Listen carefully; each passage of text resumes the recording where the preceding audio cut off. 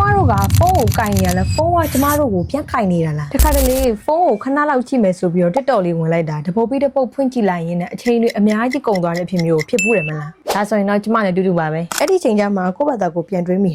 ကိုကဖုန်းကိုသုံးနေရလားဖုန်းကကိုယ့်ရဲ့ attention နေအချိန်နေကုန်လို့ကိုအသုံးချနေရလားဆိုပြီးတော့ပေါ့။ဘာကြောင့်လဲဆိုတော့ကိုနေတိုင်းလုပ်နေတဲ့အရာတွေဖြစ်တဲ့ search bar မှာဘာအကြောင်းအရာတွေကိုရှာလိုက်လဲဘာကိုအဆုံးထိကြည့်လိုက်လဲဘာကို like လုပ်လိုက်လဲဘယ်ဗီဒီယိုကိုကြော်သွားလဲကနေစပြီးတော့ algorithm ကိုကိုယ်တိုင်သင်ပေးနေပြီလို့ပဲဖြစ်ပါတယ်။ဥပမာအနေနဲ့ပြောရမယ်ဆိုရင် TikTok မှာကိုက AI ဇလန်းတွဲတစ်ခုကိုကြည့်လိုက်တယ်ပဲဆိုပါစို့။နောက်ထပ်ကိုကအဲ့ဇလန်းတွဲကိုကြည့်ကျင်စောနဲ့ episode like အကုန်လုံးကိုကြည့်လိုက်မိတယ်ဆိုရင်နောက်ထပ်ကိုယ့်ရဲ့ new feed တွေမှာလုံးဝAI ဇလန်းတွဲတွေပဲတက်လာတော့မှာဖြစ်ပါတယ်။အဲ့ဒီချိန်ကျမှငါရဲ့ TikTok တစ်ခုလုံးကဘလို့ဖြစ်လို့ AI ဇလန်းတွေကြီးတက်နေရလဲဆိုပြီးတော့ဖြစ်တတ်ကြပါတယ်။တကယ်တမ်းပြောရမယ်ဆိုရင်ကိုယ်တိုင်ကိုကငါဒါမျိုးဗီဒီယိုမျိုးအရန်ကြိုက်ပါတယ်ဆိုပြီးတော့ဗီဒီယို3 4 5ပုံကြည့်ပြရုံနဲ့ဒီ algorithm ကိုသွားပြီးတော့ကိုကတင်ပေးလိုက်တဲ့ပုံစံမျိုးပေါက်သွားလို့ပဲဖြစ်ပါတယ်။အဲ့ဒါကြောင့်တချို့ရက်တွေဆိုရင်ကိုကဖုန်းကိုထိန်းချုပ်နေတယ်လို့ထင်နေရပေမဲ့တကယ်တမ်းကျတော့ကိုကပဲဖုန်းကိုခဏခဏလှမ်းကောက်ကင်မိနေတာအလုပ်တစ်ခုခုလုပ်နေရင် notification ဝင်လာတာနဲ့ချက်ချင်းဝင်ကြည့်မိတာမျိုးတွေဖြစ်နေတတ်ပါတယ်။ကျမထင်တာတော့နီးပညာကိုလက်နေဖို့မလိုအပ်ပါဘူး။ဒါမှမဟုတ်ရင်လည်းလုံးဝဖယ်ရှားပစ်ဖို့မလိုအပ်ပါဘူး။ဒါပေမဲ့ကိုကဖုန်းကိုသုံးနေတာလားဖုန်းကကိုယ့်ရဲ့အချိန်တွေကိုအသုံးချနေတာလားဆိုပြီးတော့တခါတလေကိုယ့်အကိုရက်ပြီးတော့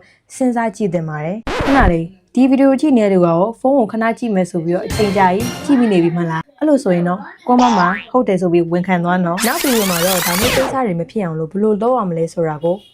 ပြောပြပေးပါမယ်ခုလိုမျိုးဤပညာနဲ့ပတ်သက်တဲ့ content တွေကိုစိုက်သိချင်နေတယ်ဆိုရင်တော့ကျမရဲ့ account လေးကို follow လုပ်ပေးခဲ့ပါကျမကတော့တစ်ထည်ပဲရှိရတဲ့ take ဖြစ်ပါတယ်အဆုံးထိကြည့်ပေးကြတဲ့အတွက်အားလုံးကိုကျေးဇူးအများကြီးတင်ပါတယ်ရှင်